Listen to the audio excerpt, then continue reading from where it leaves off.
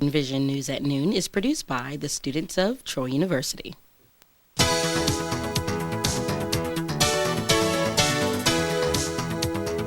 From the campus of Troy University, this is TrojanVision News at Noon.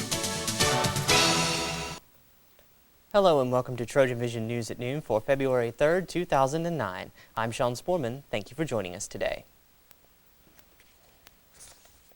A group of area high school students had the chance to talk with Governor Bob Riley via video conferencing yesterday morning, covering anything and everything concerning the state of Alabama. Mackenzie Hicks has the story. Governor Bob Riley will be giving the State of the State address Tuesday night, and as a preview to his address, Riley took the time to answer questions from some high school seniors via a video conference. No, it was really good. I had to research questions to ask, make sure that I didn't, ask something that he had already answered before, and so that was a good experience to look through, researching his files, his press releases, trying to, better my knowledge of the state of Alabama through the governor. Charles Henderson was one of 9 schools that participated in an interactive video conferencing with the governor of Alabama through the Access program. The idea of the video conference was to let students ask questions concerning topics anywhere from budget cuts to alternative fuels. One student says it was the rainy day fund that concerned her the most. The fact that, we're in recession, going through proration, and, every little bit counts with the amount of money in Alabama. And plus the fact that it's possible that I could go to college in Alabama just to know where the funds will be. The Access program allows high school students to take classes that are not offered at their schools, such as physics or Latin. Riley started the Access program to further the education of young students, and this is the first time a video conference of this nature has been held. But Barry says if she gets the chance to do it again, she will take it. Oh, I would definitely do this again. Never been in an experience like this. My parents were, saying, you're going to remember this for the rest of your life, so you might as well make the most of it. And Riley will give the State of the State address tonight at 6:30 p.m. Storytellers from across the Southeast gathered in Pike County for the 3rd annual Pike Piddlers Storytelling Festival this weekend, with some old and new faces taking the stage. Micah Grimes has the story. Troy University played host to the 3rd annual Pike Piddlers Storytelling Festival this weekend in the Trojan Theater. The Brundage Historical Society started the festival in 2006. Since then, the festival has grown in popularity, bringing master storytellers to the university. They're just exceptional at painting pictures with words. They do it for a living every day. Bill Lepp, Carmen Dede, We ran for cover a second time. This time my sister said he's going to die next week. Donald Davis, He was not married. He had never been married. I think he just didn't have time with raising 5 children who were not his own. and Alabama's own Catherine Tucker Wyndham highlighted the day-long event. Most of this year's storytellers have also performed at the National Storytelling Festival in Jonesboro, Tennessee. Some of the stories are funny, some were heart-wrenching, and most remind you of your own family. And people who listen to me say, oh, I know about that. That's the kind of thing that happened in my family.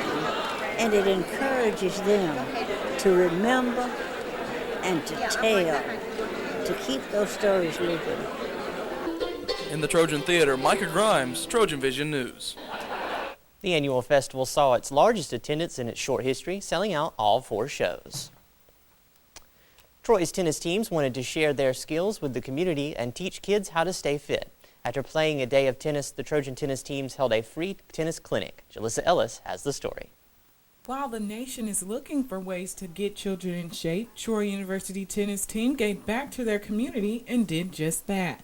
Saturday afternoon, the Troy University tennis team played host to a free tennis clinic and allowed children of all ages to come and enjoy the fun. Troy tennis player Philip Jens explains why they did this. People here give us a lot of support through the fans and money and stuff that we just decided to give a bit of that back through clinics and stuff to help out the little kids. A lot of them aren't don't have a lot of opportunity and stuff like that, so we just try and give a little bit back to them, and hopefully that leads to something that they can look forward to in the future.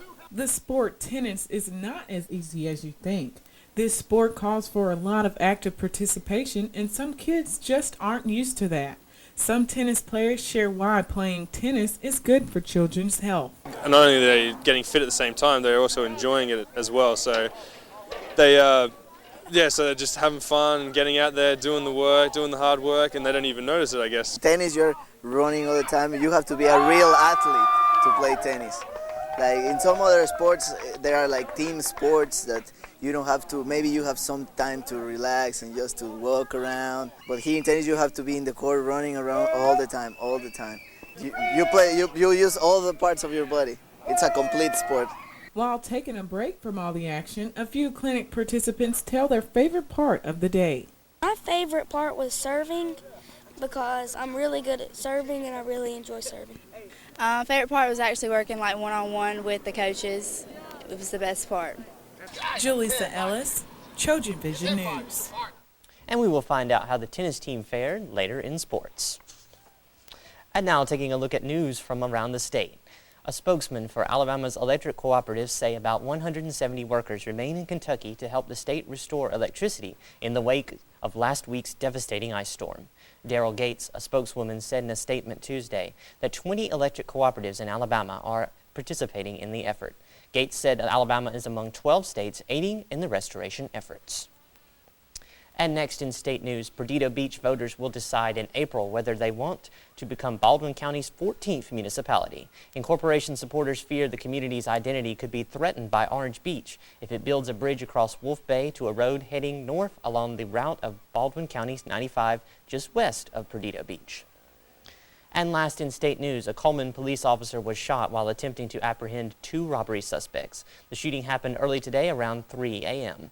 at a store at Alabama Highway 157. According to Coleman County authorities, the officer's wound was not considered life-threatening.